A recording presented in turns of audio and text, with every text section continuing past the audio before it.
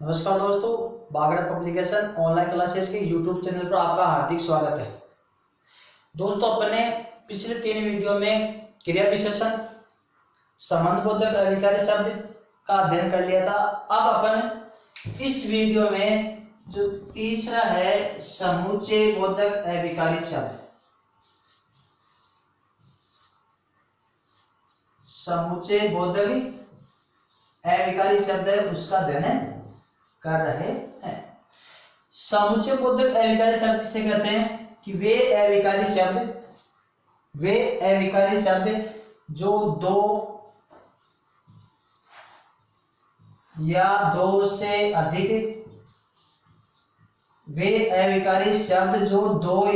से अधिक पदों या वाक्यों को जोड़ने का बोध कराते हैं। दोस्तों, वे अभिकारी शब्द जो दो या दो से अधिक पदों या वाक्यों को जोड़ने का बोध कराते हैं, वे आपके समुच्चय बोधक अभिकारी शब्द कहलाते हैं। अब दोस्तों, समुच्चय बोधक अभिकारी शब्द 2 प्रकार के होते हैं। कौन कौन से होते हैं? पहला है आपका समानाधिकरण,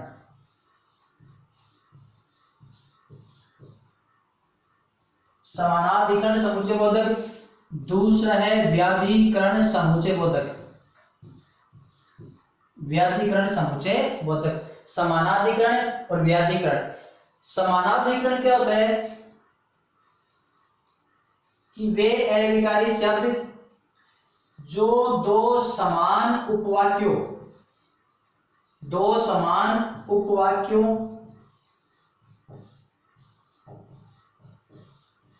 को जोड़ते हैं।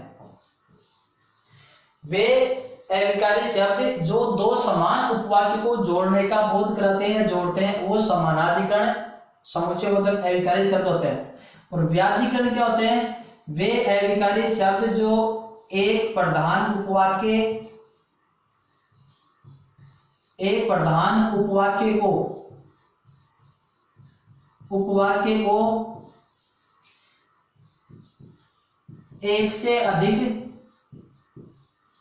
एक या एक से अधिक आश्रित उपवाक्यों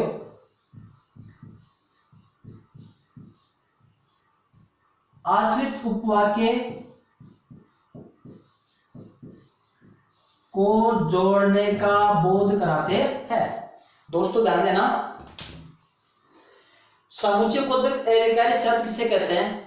वे अभिकारी शब्द जो दो या दो से अधिक पदों या वाक्यों को जोड़ने का बोध कराते हैं, वो समुच्चय बोधक अभिकारी शब्द कहलाते हैं।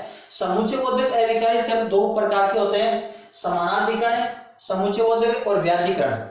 समानाधिकरण क्या होते हैं कि वे अभिकारी शब्द जो दो समान उपवाक्यों को जोड़ते हैं, वो समानाधिकरण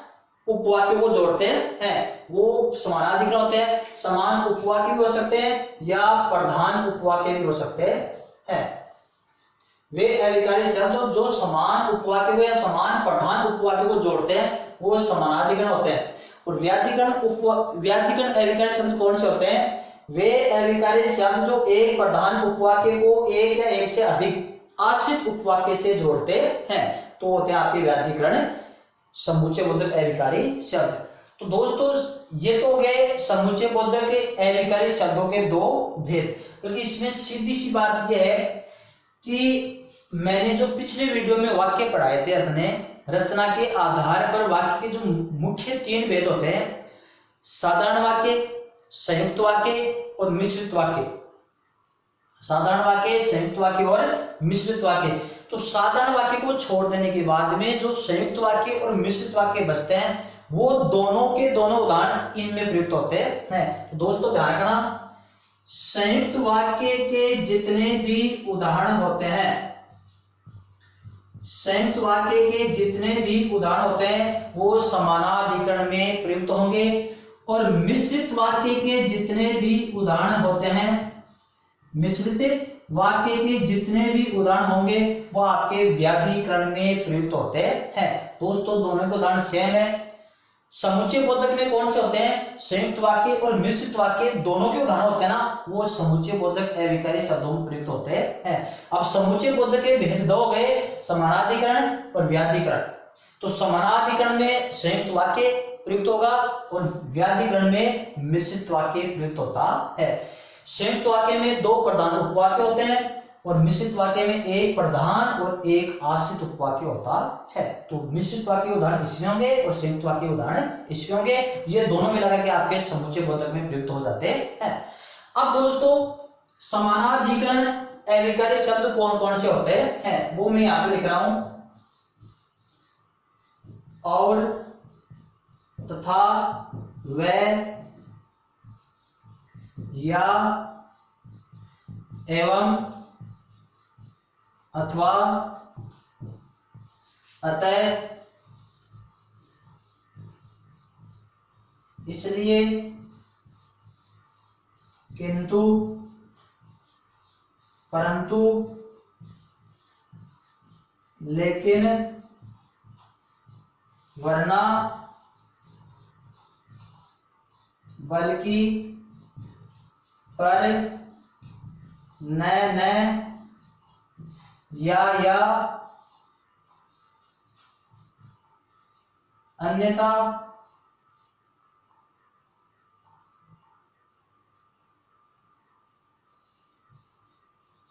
इत्यादि। और, तथा, वह, या, एवं, अथवा, किंतु, परंतु, लेकिन, बल्कि, अतः, इसलिए, पर, न, या अन्यथा, ये आपके समानाधिकरण अविकारी शब्द होते हैं। अब व्याधिकरण में कौन कौन से आते हैं? जो, कि, क्योंकि, जब, तब,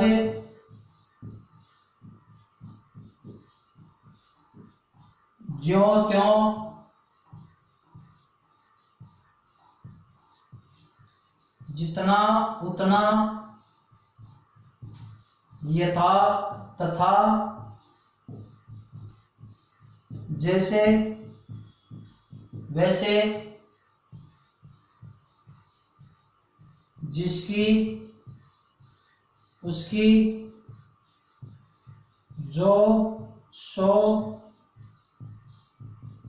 यदि, तो इत्यादि। ये होते हैं आपके समाना व्याधिकरण अविकारी शब्द और ये होते हैं आपके समानाधिकरण अविकारी शब्द। तो दोस्तों यही संयोजक शब्द आपके संयुक्त वाक्य में प्रयुक्त होते हैं और यही संयोजक शब्द आपके समानाधिकरण अविकारी शब्दों में प्रयुक्त होते हैं। यही संयोजक शब्द आपके मिश्रित वाक्य में होते हैं और यही शब्द आपके व्याधिकरण में होते हैं और ये दोनों कुल मिलाकर के आपके समुच्चय बोधक अविकारी शब्दों में प्रयुक्त हो जाते हैं। अब दोस्तों जैसे मैं लिख रहा हूं, राम आया और श्याम चला गया। राम आया और श्याम चला गया। अब इसमें और का प्रयोग हो गया। अगर इसमें आपसे वाक्य पूछ ले तो संयुक्त वाक्य है, वाक्य पूछ ले तो संयुक्त वाक्य है। और इसमें आपसे अविकारी शब्द पूछ ले तो समानाधिकरण अविकारी शब्द है और वैसे है आपका समुच्चय बोधक अविकारी शब्द। और वैसे दोस्तों जो संयुक्त वाक्य के, एक चीज बता रहा हूं मैं, संयुक्त वाक्य के जो चार भेद होते हैं, संयुक्त वाक्य के कितने भेद होते हैं दोस्तों? चार कौन कौन से होते हैं? एक तो संयोजक संयुक्त वाक्य, एक विभाजक संयुक्त वाक्य, एक विरोधी सूचक संयुक्त वाक्य, एक परिणाम सूचक संयुक्त वाक्य। संयुक्त वाक्य के चार भेद होते हैं, संयोजक संयुक्त वाक्य, विभाजक या वैकल्पिक संयुक्त वाक्य, विरोधी सूचक संयुक्त वाक्य और परिणाम सूचक संयुक्त वाक्य। ये चारों भेद आपके इसमें भी मान्य हैं। किसमें? समानाधिकरण में। अगर आपसे ऐसे पूछ ले कि समानाधिकरण अविकारी शब्दों के भी उपभेद बताओ तो ये चारों आपके इसके उपभेद ही माने जाएंगे। क्यों? संयुक्त वाक्य के उदाहरण इसमें प्रयुक्त होते हैं, तो संयुक्त वाक्य के चार भेद है तो ये चारों भेद इसके भी माने जाते हैं। संयुक्त वाक्य के भी चार भेद है, समानाधिकरण के भी चार उपभेद है और यही उदाहरण है, ये जो संयोजक शब्द है वो 4 जगह बढ़ जाएंगे, जैसा आपका संयुक्त वाक्य में बटा था। अगर आपसे ऐसे पूछ रहे कि व्याधिकरण अविकल शब्दों के भेद कितने होते हैं, तब होते हैं आपके 3। कितने होते हैं? 3। एक तो संज्ञा व्याधिकरण, एक विशेषण व्याधिकरण और एक क्रिया विशेषण व्याधिकरण।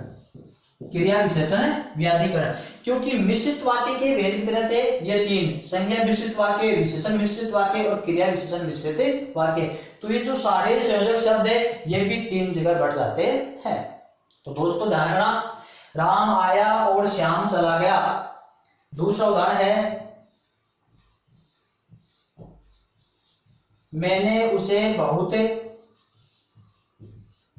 समझाया, मैंने उसे बहुत समझाया पर वह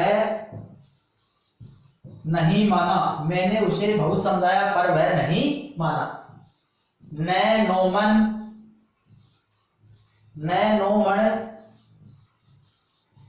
तेल होगा, न राधा नाचेगी, न राधा नाचेगी। या तो वह घर गया या फिर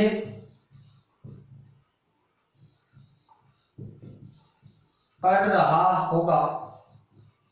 या तो वह घर गया या पढ़ रहा होगा, फिर क्या आवश्यकता नहीं। या तो वह घर गया या फिर पढ़ रहा होगा, सही है, या फिर पढ़ रहा होगा। तो दोस्तों इस प्रकार से, जैसे अगला उदाहरण है, तुम घर जाओ अन्यथा, तुम घर जाओ अन्यथा लड़ाई हो जाएगी, तुम घर जाओ अन्यथा लड़ाई हो जाएगी। तो दोस्तों आपके सामने ये उदाहरण है। अगर इनमें आपसे वाक्य पूछा जाए तो संयुक्त वाक्य, इनमें आपसे अविकारी शब्द पूछा जाए तो समानाधिकरण अविकारी शब्द है, और वैसे आपका समुच्चय बोधक अविकारी शब्द भी है, क्योंकि समानाधिकरण अविकारी शब्द होते हैं जो दो समान उपवाक्यों को जोड़ने का कार्य करते हैं। तो एक उपवाक्य हो गया राम आया, दूसरा उपवाक्य हो गया श्याम चला गया, और दोनों को जोड़ कौन है? और। तो ये है आपका समानाधिकरण समुच्चय बोधक अविकारी शब्द। मैंने उसे बहुत समझाया, एक उपवाक्य हो गया, पर वह नहीं माना, एक उपवाक्य हो गया। इसमें आपका पर समानाधिकरण समुच्चय बोधक अविकारी शब्द हो गया। 9 मन तेल होगा, राधा नाचेगी। अब इसमें न और न, ये हो गया आपका समानाधिकरण अविकारी शब्द। वह घर गया पढ़ रहा होगा। अब या फिर या तो वह घर गया या फिर पढ़ रहा होगा। तो ये या न अन्यथा किंतु परंतु आपके समानाधिकरण में प्रयुक्त होते हैं। तुम घर जाओ, एक उपवाक्य हो गया, लड़ाई हो जाएगी दूसरा उपवाक्य हो गया, और ये हो गया आपका अन्यथा। यह हो गया आपका अन्यथा। अन्यथा आपका अविकारी शब्द है, वो दोनों को जोड़ने का बोध करा रहा है। तो दोस्तों ये हो गया आपका समानाधिकरण समुच्चय बोधक अविकारी शब्द। अब इसी प्रकार से आपका है व्याधिकरण, व्याधिकरण समुच्चय बोधक अविकारी शब्द। अब व्याधिकरण में जितने भी मिश्रित वाक्य के उदाहरण होते हैं वो सारे इसमें प्रयुक्त हो जाते हैं। जैसे जो परिश्रम करेगा वह सफल होगा, जो परिश्रम करेगा वह सफल होगा। अब इसमें जो ये हो गया आपका विशेषण, आश्रित उपवाक्य, मिश्रित वाक्य और व्याधिकरण समुच्चय बोधक अविकारी शब्द। किसी का भी प्रयोग कर लो, जैसे की का प्रयोग करते हैं अपन, गांधी जी ने कहा कि सदा सत्य बोलो, ये भी इसी का उदाहरण है। अब क्यों की का प्रयोग करते हैं, रमेश को गाड़ी नहीं मिली, रमेश को गाड़ी नहीं मिली क्योंकि वह समय पर नहीं पहुंचा। तो ये हो गया आपका क्योंकि का प्रयोग। जब वर्षा होगी तब हरियाली फैलेगी। जो ही चोर आया, जो ही पुलिस आई, तो ही चोर फरार हो गया। जितनी मेहनत करोगे उतना ही फल प्राप्त होगा। यथा राजा तथा प्रजा, जैसा करोगे वैसा भरोगे, जिसकी लाठी उसकी भैंस, जो पढ़ेगा सो सफल होगा, यदि वर्षा होगी तो फसल अच्छी होगी। ये सब हो गए आपके व्याधिकरण समुच्चय बोध के उदाहरण। इनमें एक तो होता है प्रधान उपवाक्य, एक होता है आश्रित उपवाक्य। अब प्रधान उपवाक्य और आश्रित उपवाक्य कौन सा है? यदि मेहनत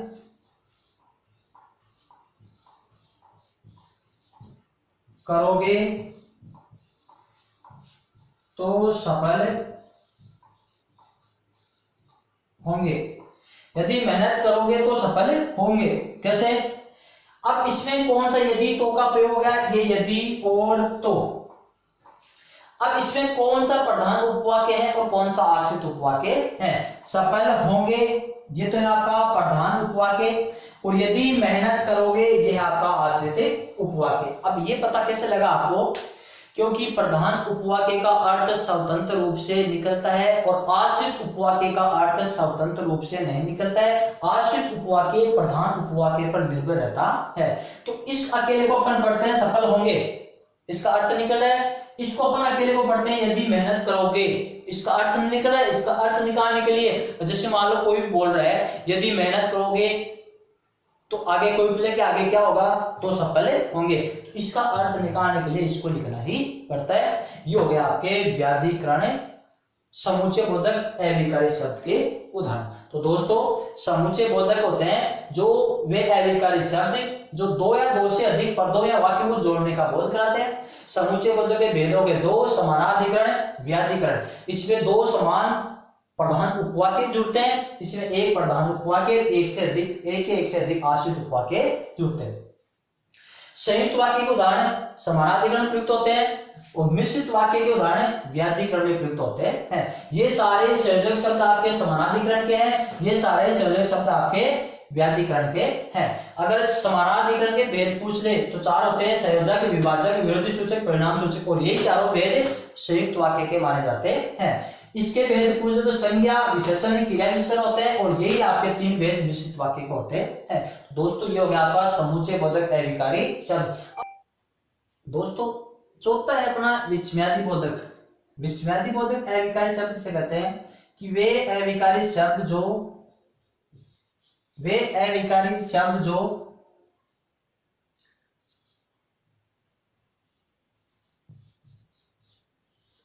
हर्ष, शोक, घृणा, ईर्ष्या, भय, आशीर्वाद,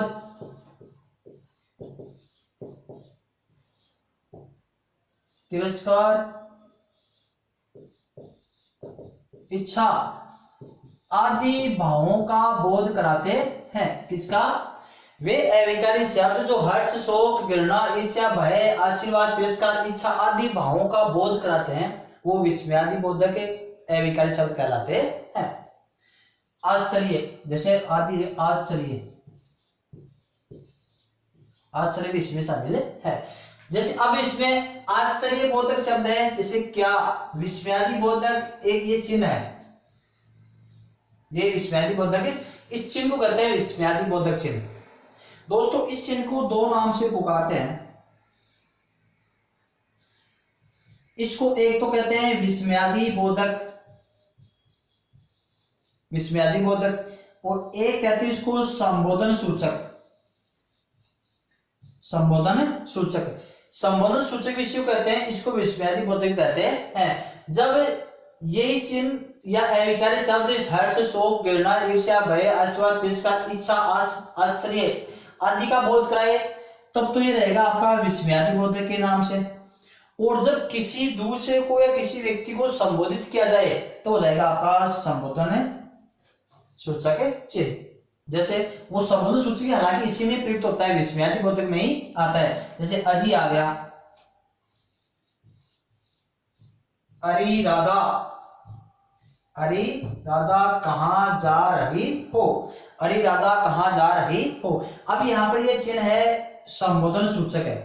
अभी यहाँ पे क्या है, संबोधन सूचक। जैसे अजी सुनते जाओ, अजी सुनते जाओ, तो ये अजी के बाद में जो ये चिन्ह लग रहा है ये आपका संबोधन सूचक है, क्योंकि ये किसी को पुकारने का बोध करा रहा है, किसी को संबोधित किया जा रहा है। हालांकि ये उदाहरण इसमें विस्मयादि बोधक में है, क्योंकि कब इसको विस्मयादि कहते हैं, कब इसको संबोधन सूचक कहते हैं। चलो दोस्तों, अब चलते हैं अपन इसमें कि विस्मयादि बोधक शब्दों में, विस्मयादि बोधक अविकारी शब्दों में इस चिन्ह का प्रयोग निश्चित रूप से किया जाता है। तो जैसे आश्चर्य का बोध कराने वाले अविकारी शब्द कौन से, क्या, अरे, ओहे, अहो, ओहे, आ गए। अगले शोक बोधक हाय, आहे, हे राम, हाय हाय, राम राम, ये दुख का बोध कराने वाले अविकारी शब्द है। अब है हर्ष बोधक। हर्ष बोधक मतलब जिसमें प्रसन्नता हो, खुशी का बोध हो। वह धन्य, शाबाश, क्या, खूब, बहुत अच्छा, ये खुशी का बोध करा रहे हैं। अब है चेतावनी बोधक। बच्चों, सावधान, खबरदार, ये सब चेतावनी सूचक अविकारी शब्द है। अब है घृणा बोधक। छी छी, हट, धत, थू थू, धिकार, उफ, चल जा, चले जा, ये सब घृणा बोधक शब्द है। अब है स्वीकार या अनुमोदन। अच्छा, हाँ जी, हाँ जी, हाँ हाँ, जी हाँ, ये सब आपके स्वीकृति हेतु अविकारी शब्द प्रयुक्त होते हैं। फिर है आशीर्वाद। जीते रहो, खुश रहो, जियो, जियो, ये सब क्या चीज है, आशीर्वाद सूचक। तो दोस्तों, अगर ये इन शब्दों का प्रयोग किया जाता है वहां पर विस्मयादि बोधक अविकारी शब्द होता है। एक चीज का आपको ध्यान रखना है, ये एक तो यह है आपका बच्चों, ये है, और एक है बच्चों ये। दोस्तों इसका ध्यान रखना, जैसे ऐसे बहुत सारे शब्द होते हैं, छात्रों, बच्चों, लोगों, है ना। तो अगर बहुवचन बनाते समय तो अनुस्वार का प्रयोग किया जाता है, तो ये तो है आपका बहुवचन का रूप। किसका रूप है, बहुवचन का रूप। अगर इसी शब्द को अपन इस चेतावनी बोधक में लेते हैं, चेतावनी बोधक में लेते हैं और विस्मयादि बोधक अविकारी शब्दों में प्रयुक्त करते हैं, तो फिर अनुस्वार का प्रयोग नहीं किया जाएगा, फिर आपका यहाँ पर विस्मयादि बोधक चिन्ह ही लगेगा। अगर बहुवचन बनाते हैं बच्चा, तब तो रहेगा आपका ये तो है बहुवचन का रूप, और विस्मयादि बोधक में इन पे बच्चों, जैसे अपन लोगों को संबोधित करें, लोगों, तो आपका यही रहेगा, यहाँ पर अनुस्वार नहीं आएगा। अगर बहुवचन बनाना है तब आएगा ये, तो फिर आपका विस्मयादि बोधक चिन्ह हटे जाता है। तो ध्यान रखना, विस्मयादि बोधक चिन्ह के साथ में यहाँ पर बहुवचन का रूप नहीं बनता है, ये बहुवचन का रूप है और ये प्रयुक्त होगा शब्द आपके चेतावनी बोधक में। तो दोस्तों इसका विशेष ध्यान रखना है आपको। अब जैसे मैं आपके सामने उदाहरण लिख रहा हूं, जैसे क्या, क्या वह आ गया, क्या वह आ गया, तो ये हो गया आपका, इसमें आश्चर्य का बोध हो रहा है, तो हो गया आपका आश्चर्य बोधक। हे राम, हे राम अब क्या होगा, हे राम अब क्या होगा, तो ये आ गया आपका शोक बोधक। वाह क्या बात है, वाह क्या नजारा है, ये हो गया हर्ष बोधक। क्या खूब अच्छा गीत गाया है, क्या खूब गीत गाया है, ये हो गया आपका हर्ष बोधक। बच्चों छत पर, जैसे बच्चों छत पर मत चढ़ना, बच्चों छत पर मत चढ़ना, ये हो गया आपका चेतावनी बोधक, बल्कि यहाँ पर ऐसा अनुस्वार का प्रयोग नहीं किया जाएगा। खबरदार अब आगे बढ़े तो, खबरदार, जैसे खबरदार अब एक कदम भी आगे बढ़े तो, ये हो गया आपका चेतावनी बोधक। छी छी कितनी गंदगी है, छी छी कितनी गंदगी है, हट मुझे जाने दे, थू थू, थू थू कितनी गंदगी है, धिक्कार दुर्जन को, उप यहां से चले जाओ। स्वीकार बोधक, अच्छा, हाँ जी, हाँ हाँ, जी हाँ, ये सब स्वीकार बोधक है। जीते रहो बेटे, जीते रहो, जैसे अपन लिखते हैं, आज करते हैं जीते रहो बैठे। ये हो गया आपका आशीर्वाद बोधक। तो दोस्तों वे अविकारी शब्द जो हर्ष, शोक, घृणा, ईर्ष्या, भय, आशीर्वाद, तिरस्कार, इच्छा आदि भावों का बोध कराए, वो आपके विस्मयादि बोधक अविकारी शब्द कहलाते हैं। और विस्मयादि बोधक अविकारी शब्दों में इनका प्रयोग किया जाता है। तो दोस्तों अपने विकारी शब्द अब पूर्ण रूप से हो गए हैं। विकारी शब्द 4 प्रकार के होते हैं: क्रिया विशेषण, संबंध बोधक, समुच्चय बोधक, विस्मयादि बोधक। क्रिया विशेषण के 4 भेद हैं: कालवाचक, स्थानवाचक, परिमाणवाचक और व्यक्तिवाचक। फिर आपका संबंध बोधक, जो क्रिया विशेषण में शब्द प्रयुक्त होते हैं वो संबंध बोधक में प्रयुक्त होते हैं। हालांकि उन दोनों में अंतर क्या होता है वो मैंने आपको पिछले वीडियो में बता दिया। फिर आपका समुच्चय बोधक है, उसके भी 2 भेद हैं: समानाधिकरण, व्याधिकरण, वो मैंने इस वीडियो में अपने बता दिया। वही हो गया आपका विस्मयादि बोधक। तो दोस्तों अपने अविकारी शब्दों का अच्छी तरह से विश्लेषण किया है। अगर चैनल को अभी तक आपने सब्सक्राइब और शेयर नहीं किया है तो सब्सक्राइब और शेयर कीजिए।